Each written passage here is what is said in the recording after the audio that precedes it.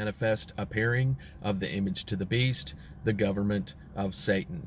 Jeffery Lee Owen, welcome to this edition of Satan's Strategic Command, dedicated to the advancement of Christian theology, explicating the mark of the beast. May God bless the reading of his holy word. Revelation chapter 17, verse 1 through 6, and there came one of the seven angels which had the seven vials, and talked with me, saying unto me, Come hither, I will shew unto thee the judgment of the great harlot that sitteth upon many waters, with whom the kings of the earth have committed fornication, and the inhabitants of the earth have been made drunk with the wine of her fornication. So he carried me away in the spirit into the wilderness, and I saw a woman sit upon a scarlet-colored beast, full of names of blasphemy, having 7 heads and 10 horns. And the woman was arrayed in purple and scarlet color, and decked with gold and precious stone and pearls, having a golden cup in her hand, full of abominations and filthiness of her fornication.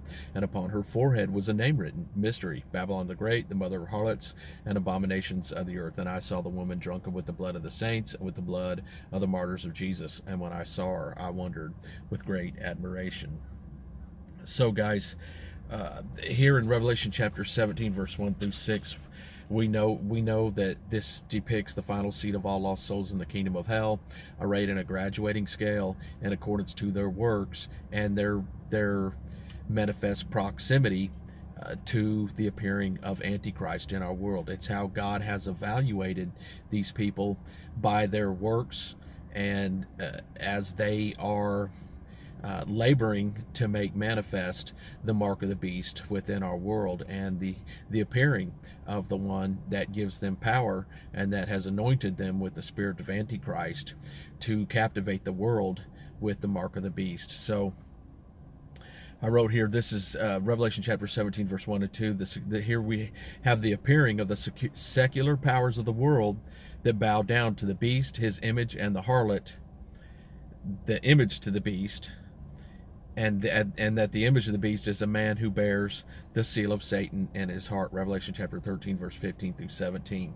And it's apparent that these are secular powers, and these are people that are without knowledge and cognizance of what is true. And this is for some reason God has concealed himself from these people, these worldly power, these kings of the earth, and they are laboring with the image to the beast to make manifest, as they're subjugated by the image to the beast. They're laboring to make manifest the appearing of Antichrist, and first the mark of the beast, that the seal of Satan that resides within all flesh, as the mark of the beast, and the appearing of Antichrist, the king that gives them power and anoints them with his spirit of the spirit of Antichrist, the spirit of a rebellion against God, and captivates them, and thus they are made manifest as his children at his appearing. So we know that these people that appear, these kings of the earth that are committing, that they come hither, I'll show you these. Wait. And there came one of the 7 angels which had 7 vials, talked to me, saying unto me, Come hither, I'll shew unto thee the judgment of the great harlot that sitteth upon many waters, with whom the kings of the earth have committed fornication, and the inhabitants of the earth have been made drunk with the wine of her fornication. And I take this to mean kings here to be people that are in authority and people that are residing in the glory of the world. It's not just, and then it mentions the inhabitants of the world, so it is also the public's it appears here too, the general public at large. But we know that these are people that are appearing and without the presence and the glory of God residing within their hearts, and they're without knowledge of what is true. And this is because we know nobody would, if they were knowledgeable, we know rational people will not drink poison unless it's disguised as lemonade. And this is what's happening. This is the spirit of Antichrist is being disseminated by the image of the beast, and that's what's happening spiritually. I personally believe that when people are conversing with the image of the beast, it's the same as being spiritually, it's the same as being bitten by a rattlesnake or a king cobra. You are being anointed with the spirit of Antichrist, and spiritually you're being poisoned and intoxicated spiritually.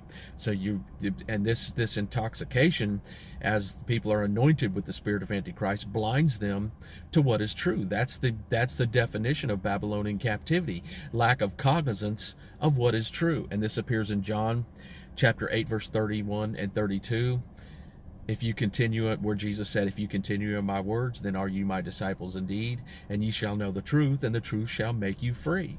And this is a reference, I personally believe, as I understand Isaiah chapter 24, verse 21 and 22, where God depicts, through the prophet Isaiah, depicts the imprisonment, people that are captivated by the mark of the beast, as being prisoners to the Lord, ultimately prisoners to the Lord. So we know that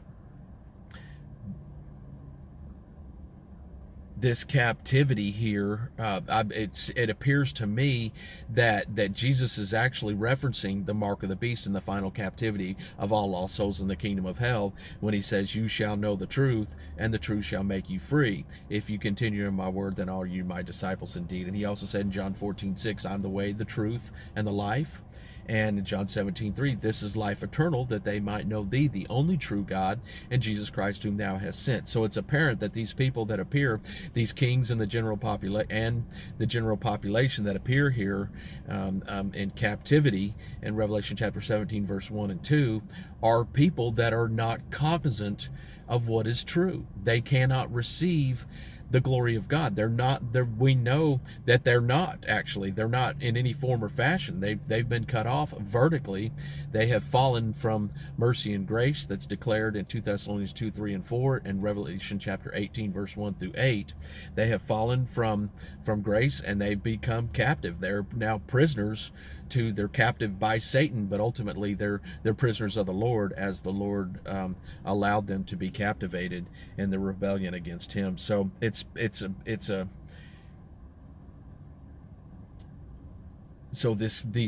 kings and the inhabitants of the earth that appear here in Revelation chapter 17, verse 1 and 2 are actually it appears to me to be government and secular people, and people that are enablers, that are allowing, that become inhabited with the spirit of Antichrist, and they become judged by God, and they are thus captivated with the mark of the beast. So we know the image of the beast pours out the spirit of Antichrist upon the entire world, Revelation chapter 14, verse 9 and 10. And this is the solicitation of the worship of death that's being poured out upon the children of God, and the children of man also, which I believe is one and the same, because the children of God will ultimately receive the seal of God, and we know that children don't stand condemned before Holy Father God, because they're not cognizant of the complex machinations of evil like adults are.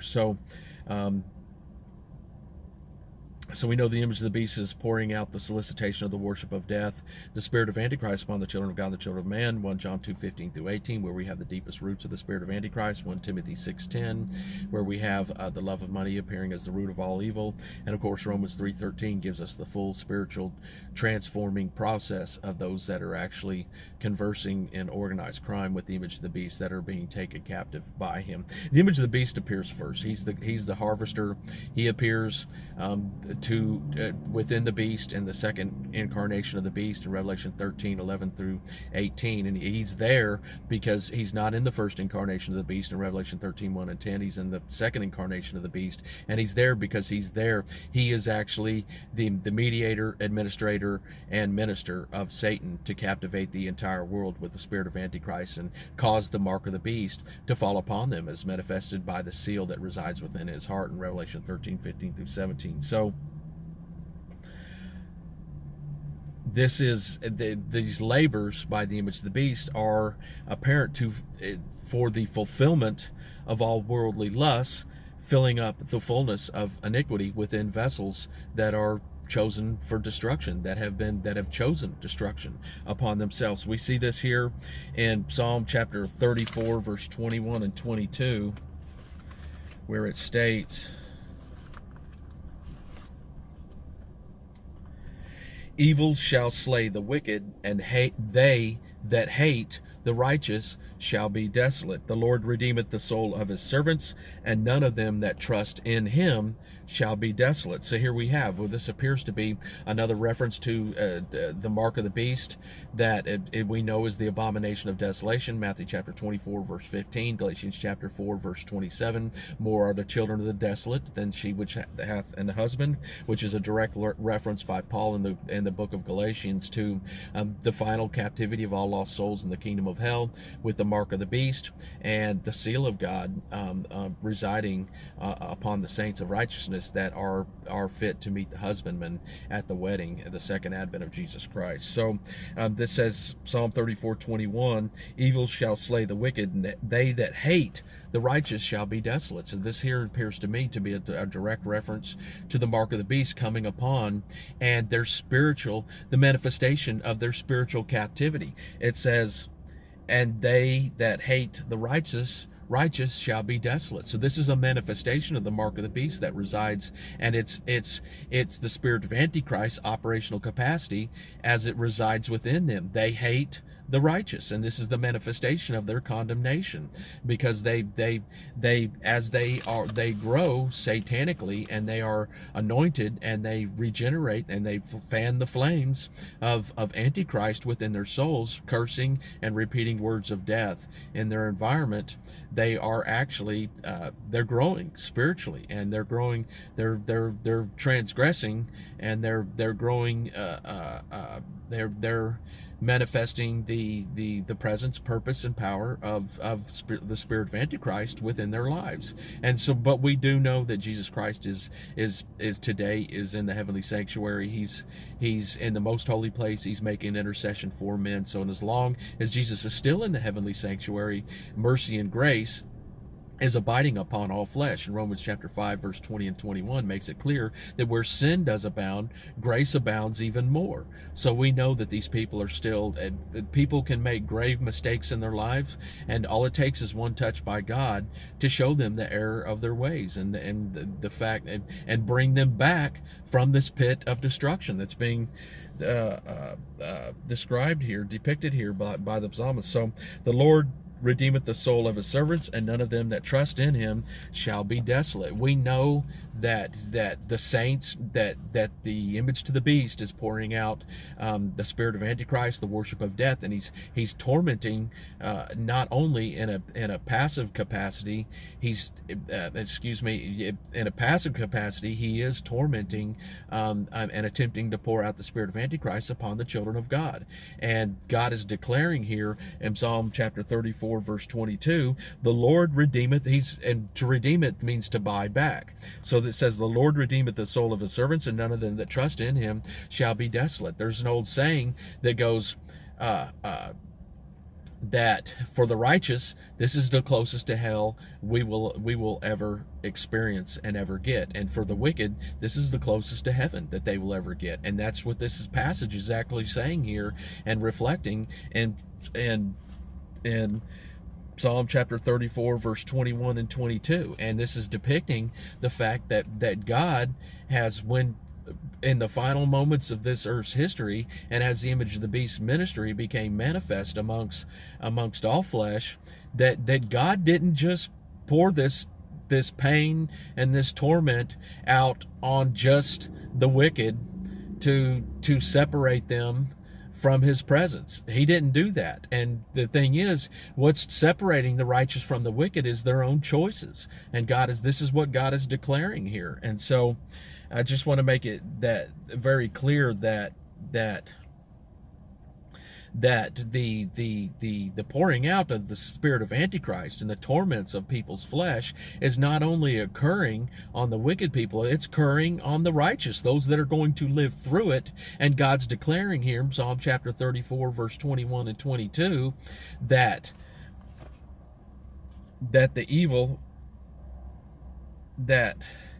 evil shall slay the wicked by their own choices, and God will redeem those that choose to serve and love him and cultivate the fruits of righteousness and magnify his glory through it, and realize, because this is what Babylonian captivity is. It's capturing people in captivity and it's confusing them about what is true. And that's the whole purpose of Babylonian captivity, is to 1 Corinthians 14:33. God says, I'm not the author of confusion, but of peace, as in all the churches of the saints. And this is what I believe, this is the trick that Satan, this is the falsehood that Satan is using to make people upset and think that God has done this to them. And nothing could be further from the truth. This is this judgment by God for the upon the ends of the world as we know it is not only coming upon the wicked, it's coming upon the righteous too. But the righteous are choosing to continue in the things and to continue to trust God, that He loves them and that He's true, and not be putting God in the place of the usurper, which is the one that's there to destroy men's souls. And so that's the whole captivating process right there, is to captivate people and to blame God for what free moral agents chose to do of their own volition. And we all have free moral agency. If we didn't have that, then we would be captive to God without being able to cultivate the fruits of righteousness of our own accord, and to manifest our own uniqueness within the children of God. So we have the abomination of desolation, the mark of the beast, and the soliciting of the worship of death, and the torments of the flesh are coming not only upon the wicked people of the earth to cultivate them as children of Satan, but it's coming upon the righteous, and the righteous are withstanding it. That's another manifestation of the greatness and glory of God, that the righteous are able to withstand this and to live through it. And God declares that He will redeem them. He'll bring them back from this desolation and this separation from Him, and magnify His glory and fullness. And the Bible states that Paul states that nothing in this world is even to be compared to the glory which shall be revealed in us. So we know that God is not the author of the workings and of the labors of Satan and his children. He did not author this. He may have predicted it, but He didn't author it. He didn't author it, and He's not in it. We know God is light, and in him is no darkness at all. And we know that the demons of hell are resigned to darkness, 2 Peter 2:4, and that Satan resides in darkness, and that this is the darkness is the very absence of God. We know that in Him is light, and is no darkness at all. 1 John chapter 1 verse 5 through 7.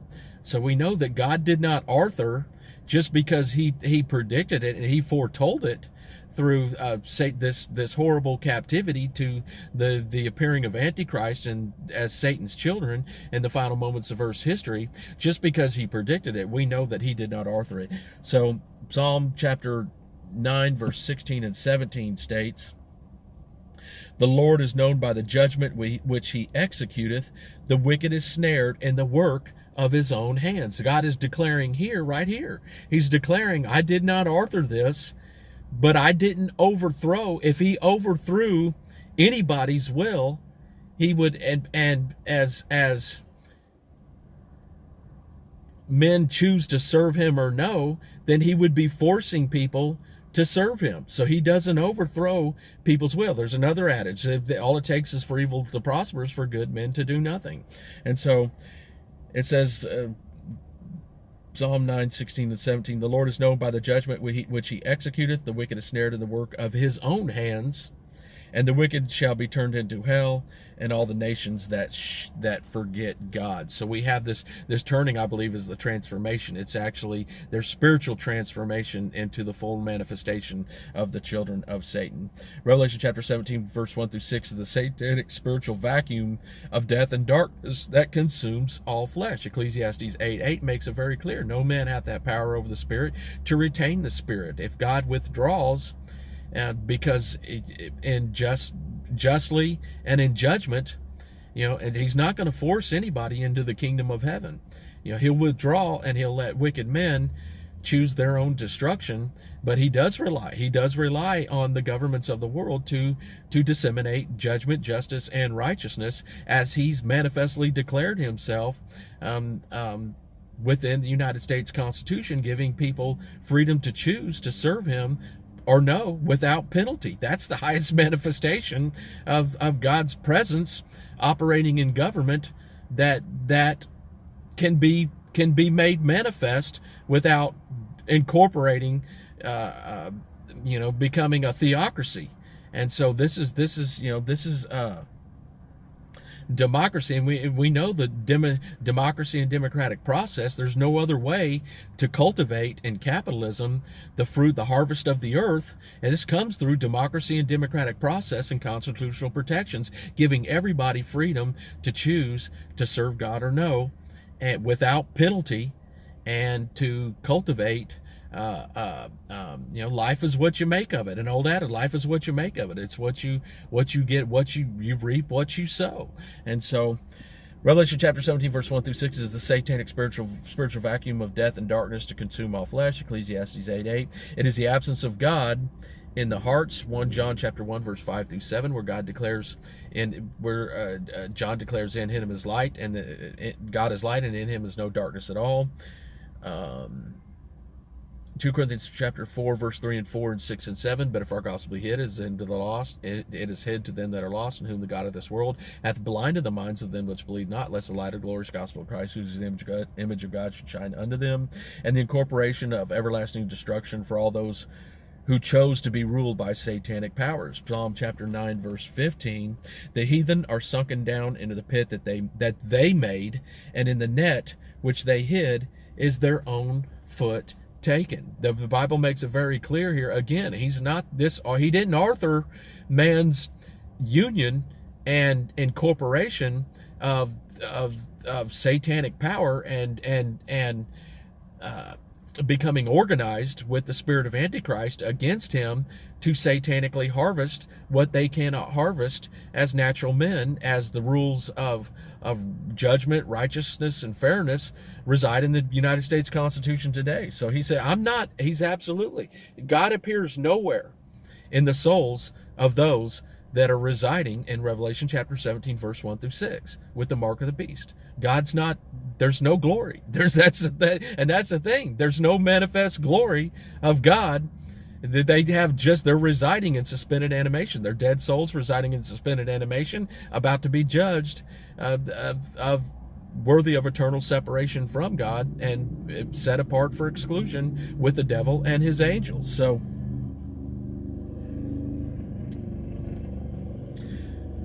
Revelation chapter 17 verse 1 through 6 is the absolute annihilation of constitutional protections and democratic liberties in the immediate environment and sight of the image of the beast. Revelation chapter 13:4, and they worship the dragon, which gave power unto the beast, and they worship the beast, saying, who is like unto the beast, who is able to make war with him. Revelation chapter 17 verse 1 through 6 is the manifestation of Satan's government. It is his ideology and presence concealed in a fraudulent manifestation of righteousness. 2 Corinthians chapter 11 verse 13 through 15, where we have the ministry of the image of the beast that appears in, I believe, closest spiritual proximity to the appearing of Antichrist, as he's depicted as the names of blasphemy appear within the beast. And we know the beast is, Revelation chapter 17 verse 1 through 6, is Antichrist. Revelation 13:18 specifically names him so. And he had power to give light. Here is wisdom, let him that hath understanding count the number of beasts, for as the number of a man is number 666. So, and we have false apostate Christianity appears the harlot, that's yet in her sins. She's unfit to meet the husbandman at the wedding, which is the second advent of Jesus Christ. And we have what we have here, the golden vessel, we know represents the kingdom of Babylon. And we know that Satan cannot crown himself in the kingdoms of men until he has first seated himself as king in the hearts of all flesh. And every kingdom requires a king. And the very first two verses of Revelation chapter 17 verse 1 through 6 depicts the kings of the earth and with whom the kings of the earth and the inhabitants of the earth have been made drunk with the wine of her fornication. So they're spiritually, they're captivated with the spirit of Antichrist, and they cannot discern what is true, because they're not vertically, they've been detached vertically from the light of life and the glory of God, and they're no longer capable to cultivate the fruits of righteousness and to receive of the glory of God within their soul. So we have the golden cup appear that's full of abominations and fornications. It's the spirit of Antichrist, and she's drinking of it, and she's disseminating it amongst all of her, all those that adhere to her power. And it's not just those that are serving, it's actually those that are, we know that the mark of the beast occurs on people's foreheads or in their hands, and so Revelation, that appears in the seal of Satan, Revelation 13:15-17. So it's also passively, it's a direct service, but it's a passive manifestation of captivity also. So the golden cup, we know, ultimately represents the king that resides over the kingdom of Babylon, that has blinded the entire world to what is true. Like I said, there's probably hundreds of millions of people in this country that don't labor to cultivate the fruits of righteousness and magnify the glory of God, but they passively receive of the fruits of life. Galatians 5:22-23. The fruit of the Spirit is love, joy, peace, long-suffering, gentleness, goodness, faith, meekness, temperance. Against such there's no law. So we have this, the God's evaluation of those that are in false apostate Christianity as manifest by the harlot, that are laboring with the spirit in conjunction with the spirit of Antichrist, and that purpose to make manifest Antichrist within our world. We know that the beast is a civil power, and that the names of blasphemy that appear within the beast are also a civil power, and that the harlot is an ecclesiastical power. And so we have the ecclesiastical power, the harlot, lifting up the golden cup in her hand and arrayed with jewels. And we know that these are the souls of those that enabled in ecclesiastical setting to allow these, and that are arrayed in closest, as they've been evaluated by God for their works, and they're arrayed in closest proximity physically to the appearing of Antichrist. And the thing is, they're the very first jewels that appear, souls that are arrayed upon the harlot, are gold. First it's gold, it's precious stone, and pearls. So here we have the gold will be these people that are evaluated by God, will be people that are in closest proximity to the appearing of Antichrist. They're in Babylonian captivity, they have the mark of the beast, and they're no longer cognizant of what is true. They're no longer cultivating the fruits of righteousness, Galatians 5:22-23, and they're no longer capable of magnifying the glory of God. And they're in Babylon. They're 1 Corinthians 14:33, for God is not the author of confusion, but of peace, as in all the churches of the saints. God is no longer imparting to them light, enabling them to discern light and life. The Gospel of John chapter 1, verse 4 and 5. In him was life, and that life was the light of men, and the light shines in the darkness, and the darkness comprehended it not. English Standard Version. And the darkness has never overpowered it. So these people that are in false apostate Christianity, and specifically the very golden, the very souls of gold that are depicted as jewels upon the harlot, these people they're right there, and they don't know who he is. They don't know who this king is that has appeared to make manifest his children in the worship of death, as he has captivated the world with the fraudulent manifestation of righteousness. And we know 2 Corinthians chapter 11, verse 13-15 makes it very clear. It's a golden cup, but it's got death. It's the presence of death in its fullness residing in the tabernacle of man. And these people are 100% not cognizant that the dragon's standing right next to them. And because God has withdrawn, the only light can evaluate what is in the darkness. John chapter 1, verse 4 and 5. In him was life, and that life was the light of men, and the light shines in the darkness, and the darkness comprehended it not. And the English Standard Version, the darkness has never overpowered it. So we know that the darkness cannot evaluate. These people are totally 100% not cognizant that death, that the responsible agent for every single human being that has died since Adam and Eve egressed the Garden of Eden, is clothed in the tabernacle of man and is standing right next to them. So this is terrible. I mean, it's an amazing passage of Scripture, and it gives us the manifestation of illicit works that appear within. Satan's greatest tactical advantage is to claim that he's an angel of light, and an angel is a messenger, and we know the light is the glorious gospel of Jesus Christ. 2 Corinthians chapter 4, verse 3 and 4, and 6 and 7. For God, who commanded the light to shine out of darkness, hath shined in our hearts to give the light of the knowledge of glory of God in the face of Jesus Christ. But we have this treasure in earthen vessels, that the excellency of the power may be of God and none of us. Our hearts are darkened and terribly wicked, and without renewing and regenerating the Holy Spirit and the love of God in our lives by the Word of God and the manifest presence of Jesus Christ and cognizance of God in our lives, we're hopelessly lost. And so what happens here is these people, as a parent, they make an illicit, the false apostate Christianity. This is a civil and ecclesiastical union of the image of the beast as a civil power that resides within the beast, and false apostate Christianity that is an ecclesiastical power that makes covenant with death. And we know the image of the beast is the spiritually the highest manifestation of proximity to the appearing of Antichrist spiritually. Okay, because they are the ones that worship death and the full manifestation of what could be called the Church of Satan, as this appears in the seal of Satan, Revelation chapter 13, verse 15 through 17. And he had power to give life unto the image to the beast, that the image to the beast should both speak, as he pours out the spirit of Antichrist, and cause that as many would not worship the image of the beast should be killed. So here we have the medium by which the image of the beast anoints people with the spirit of Antichrist to darken their hearts so they're not cognizant that death is residing within their environment, and death is come to full fruition in the tabernacle of God.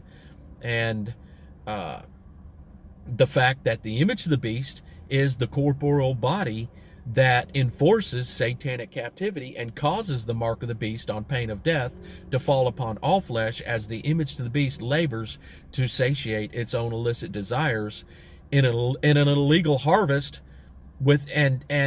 by captivating people and incorporating the worship of death into constitutionalism in the democratic societies of our world. Revelation 13, 16, and 17, and he causeth all, both small, and this is not the beast. It doesn't say the beast causes it, and it doesn't say false apostate Christianity causes it. It says the image of the beast.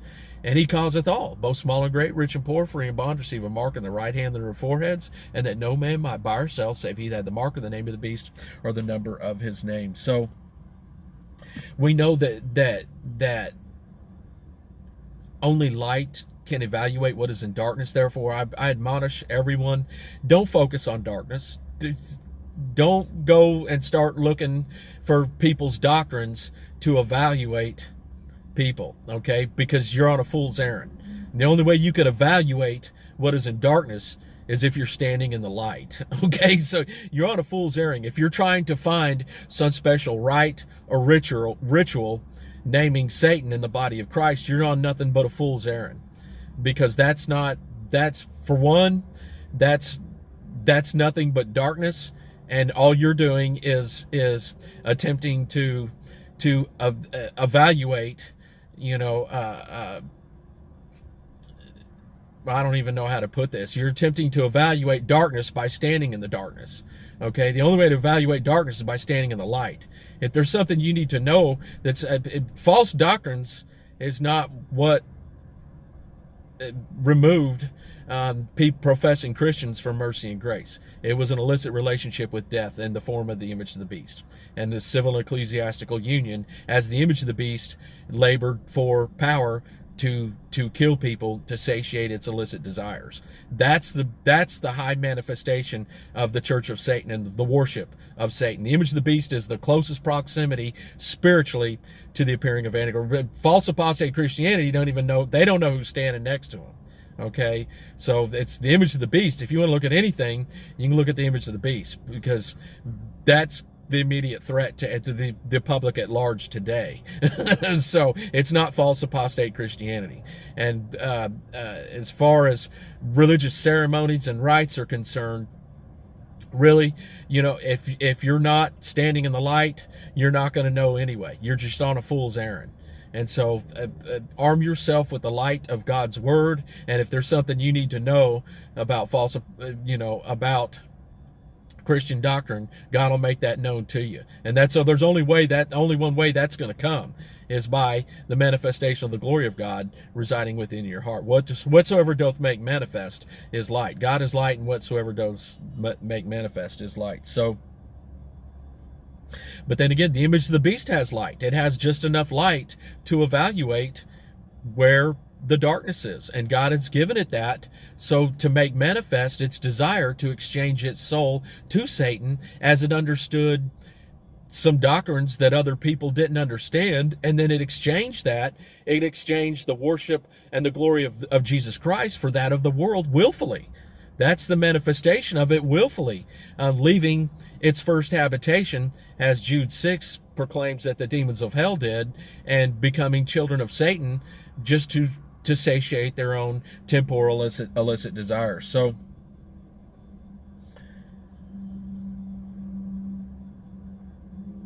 we know that the image of the beast is laboring for a facsimile of satanic communism, affording the few immunity to perfect the worship, to perfect illicit works in the presence of God, which is actually the worship of devils. And so Romans chapter 7, verse 12 through 14, where God appears, the law is holy, the commandment holy, just, and good, was in that which is good made death unto me. God forbids sin, that it might appear sin, working death in me by that which is good. And this is the image of the beast is doing this to gain temporal impunity for its iniquity, transgression, and sin, and to conceal systemic illicit works from cognizance of amongst not only the children of God and the children of man, but from cognizance from the public in general. And this is another this is a very high manifestation of satanic captivity that resides upon the image of the beast. We know that, when people commit crimes against the public, this is public knowledge and democracy. And to try to conceal illicit works from the public consciousness is just another manifestation of the image to the beast residing to darken people in captivity to what is true and to reality. Reality is the choices that men apply in life, and truth is the eternal consequences of those choices. So Hosea chapter 4, verse 6, the last reference here. My people are destroyed for lack of knowledge, because thou hast rejected knowledge. I will also reject thee, that thou shalt be no priest to me. Seeing thou hast forgotten the law of thy God, I will also forget thy children. So here's a curse that's people that, we know the law of God. We're not made righteous by our laboring to fulfill the law. We're made righteous by fulfilling the law in love. And it's never legalism to keep the law of God as contained in the 10 Commandments. Thou shalt not kill, thou shalt not commit adultery, thou shalt not steal. It's never legalism to keep any of these precepts, because you love God. And that's the manifestation of the glory of God and the fruits of righteousness abiding within people's soul. And it says the fruit of the Spirit is love, joy, peace, long-suffering, gentleness, goodness, faith, meekness, temperance. Against such there's no law. And so we know that these are spiritual forces that will become predominant within the life of true converts, and they will maintain to be so. The joy of the Lord is your strength, and up until the end of man is expires, and then the judgment comes upon him, or we go through the final moments of Earth's history. But the Bible makes it very clear here.